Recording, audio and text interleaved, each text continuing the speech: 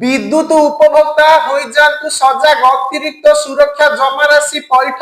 कले तो जदि पैठ करना तेबे विद्युत संजोग हो पारे विच्छिन्न विद्युत उपभोक्ता को टीपीसी और डीएल पक्षरु आसीथिबा एही नोटिस एबे चिंता बढ़ाई नियमित विद्युत बिल पैठ करुथिले भी अतिरिक्त सुरक्षा जमाराशि काहींकी देबु बोली प्रश्न कलेनी उपभोक्ता पैठ करंतु अतिरिक्त सुरक्षा जमा पैठ नकले 30 दिन भितर विद्युत संजोग काटिदेव टाटा पावर विद्युत उपभोक्ता को एभली धमक देछि टीपीसी और डीएल भुवनेश्वर जड़े उपभोक्ता को आसीथिबा नोटिस रे अतिरिक्त सुरक्षा जमा बा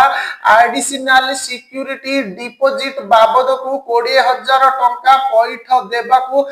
लेखा जाइछि केवल एही गोटे नोटिस नुह समस्त उपभोक्ता मोबाइल को आसी नोटिस आउ एहा परे बढ़ी असंतोष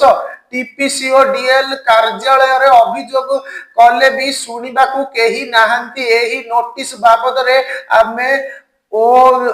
ओईआरसी अध्यक्ष प्रतिक्रिया नेबाकू चेष्टा करिथिलु किंतु ए नै कौनसी प्रतिक्रिया न देई सरकार को पचारंतु बोली कहिथिले अध्यक्ष अन्यपटे टीपीसी और डीएल गोटे प्रेस नोट सह गोटे विज्ञापन जारी करी निज दायित्व सारी देछि विद्युत आईन 2003 एवं ओआईआरसी रो नियम अनुसार एहा ठीक बोली कहिछि टीपीसी और डीएल एही आईन को आधार करी